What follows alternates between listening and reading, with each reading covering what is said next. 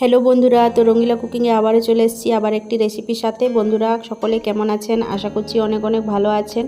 আজকে ঝিঙে দিয়ে নিয়ে আপনাদের সাথে রেসিপি শেয়ার করব বন্ধুরা, যে রেসিপিটি অনেকটাই স্বাদের হবে আর অনেকটাই সুন্দর হবে। তো এইভাবে করে নিয়ে এখন দেখুন আমি ঝিঙেগুলোকে কেটে নিয়েছি এরকম ডুমো ডুমো করে নিয়ে, আর সাথে এখানে আলুগুলোকেও একদম ছোট ছোট করে নিয়ে ডুমো করে নিয়েছি।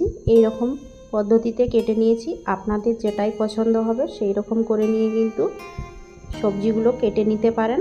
তো এখন কাটানো হয়ে গেছে, দেখুন খুব সুন্দরভাবে কেটে নিয়েছি। তো এটা এখন আমি এক সাইডে রেখে নিচ্ছি। প্রথমে কিন্তু একটা মশলা তৈরি করে নিচ্ছি। তো এখানে মিক্সির জার নিয়ে নিয়েছি একটা, আর সাথে আমি এখানে দিয়ে দেব, এখানে আমি 2 চামচের মতো পোস্ত ব্যবহার করছি। তো আপনারা চাইলে মগজদানা কিংবা সাদা তিল এই সকল কিছু ব্যবহার করতে পারেন। তো আমি এখানে 2 চামচ নিয়েছি পোস্ত। সাথে নিয়ে নিচ্ছি একটা মিডিয়াম সাইজের পেঁয়াজ কুচি, এভাবে করে কেটে নিয়েছি ডুমো করে। আর দিয়ে দিচ্ছি এখানে 1 ইঞ্চ টুকরো আদা টুকরো নিয়েছি। তো এটাও এখন এর মধ্যে দিয়ে দিচ্ছি। সাথে দিয়ে দিচ্ছি 5-6টা কাজু, যে বললাম আপনারা মগজদানাও দিতে পারেন। আর দিয়ে দিচ্ছি এখানে 1 থেকে 1.5 চামচের মতো ছোলার ডাল। তো বন্ধুরা ছোলার ডাল দিয়ে নিয়ে পুরো মশলাটা এইভাবে তৈরি করে নিয়ে দেখবেন অনেকটাই সুন্দর হবে। তো এখানে আমি 1.5 চামচের মতো নিয়েছি ছোলার ডাল। ছোলার ডালটাও এখানে দিয়ে নিয়েছি। সাথে দিয়ে দিচ্ছি এখানে 4টা কাঁচা লঙ্কা। তো বন্ধুরা ঝালটা আপনারা কতটা পছন্দ করেন সেইভাবেই দিয়ে নেবেন। তো এখানে 4টা কাঁচা লঙ্কা আমি দিয়েছি।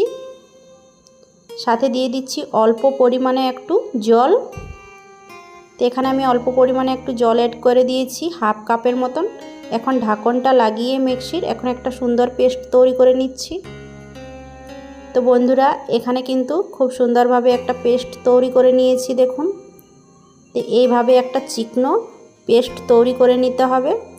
তো আমি সুন্দরভাবে করে একটা চিকনো পেস্ট তৈরি করে নিয়েছি। তো আপনারা চাইলে কিন্তু শিলের মধ্যেও এই মশলাটা তৈরি করে নিতে পারবেন।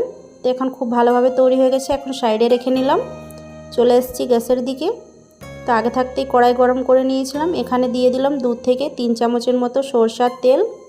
সাথে দিয়ে দিচ্ছি 1 চামচের মতো 5 ফোড়ন আর 1/2 চামচের মতো জিরে। দিয়ে দিচ্ছি কিছুগুলো কাঁচা লঙ্কা, এভাবে করে দিয়ে নিয়ে হালকা নাড়াচাড়া করে নিচ্ছি। কেটে রেখেছিলাম ডুমো করে আলু, সেটা এখন তেলের মধ্যে দিয়ে দিচ্ছি। তো আলুটা দিয়ে নিয়ে হালকা নাড়াচাড়া করে নিচ্ছি এইভাবে করে নিয়ে। তো এইভাবে নাড়াচাড়া করে 1 থেকে 2 মিনিটের মতো আলুটাকে একটু লালচে কালারের করে নিয়ে ভেজে নেব।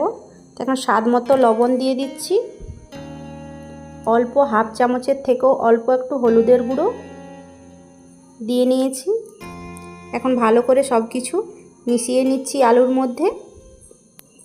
তো এইভাবে নাড়াচাড়া করে নিয়ে আলুটার মধ্যে খুব ভালোভাবে হলুদ আর লবণটা ভালোভাবে মিশিয়ে নিয়েছি।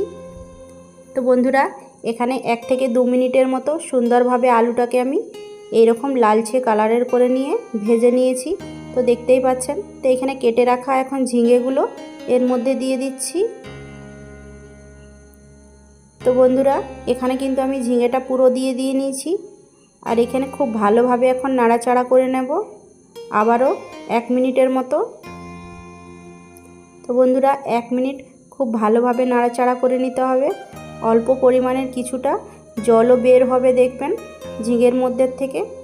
তো এই ঝিঙের মধ্যে জল অনেকটাই বেরিয়েছে। তো এভাবে করে নিয়ে নাড়াচাড়া করে জলটাকে খুব ভালোভাবে আমি এখন শুকিয়ে নিয়েছি, দেখুন। তো এইভাবে করে নিয়ে নাড়াচাড়া করে নিতে হবে। আর খুব ভালোভাবে যে ঝিঙের মধ্যে জলটা বের হবে ওটাকেও কিন্তু শুকিয়ে নিতে হবে। তো এখন খুব ভালোভাবে করে সেদ্ধ করে নিয়েছি। অল্প পরিমাণে দিয়ে দিচ্ছি এখানে জল।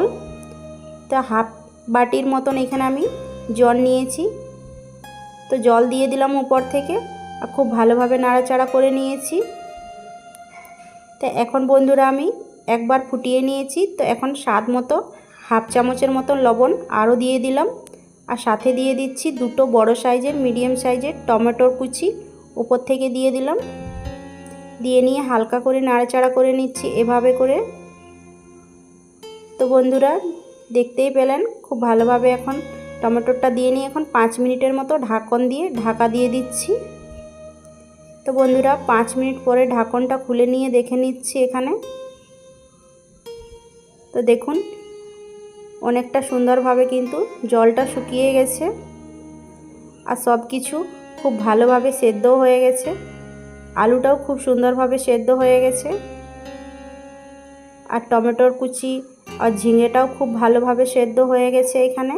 তো আরও অল্প পরিমাণে জলটা আমি কম করে নেব। তো এভাবে করে নিয়ে ফুটিয়ে নিয়েছি।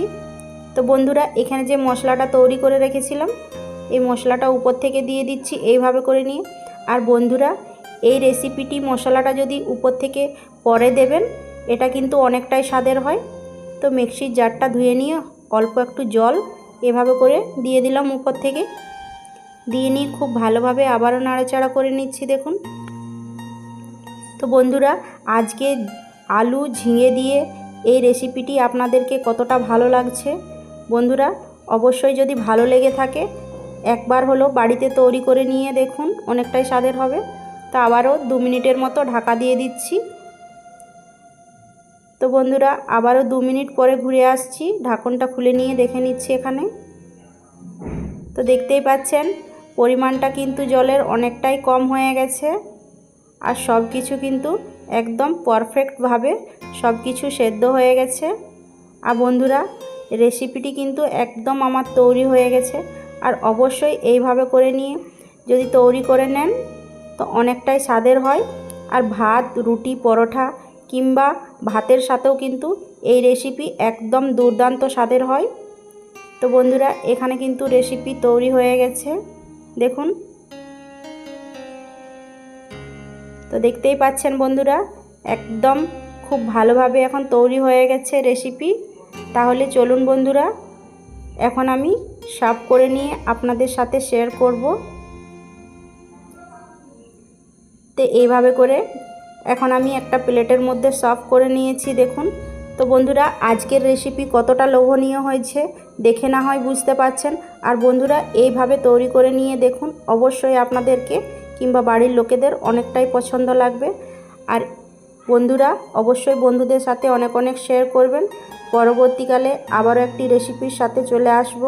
ভালো থাকবেন, সুস্থ থাকবেন আর টাটা।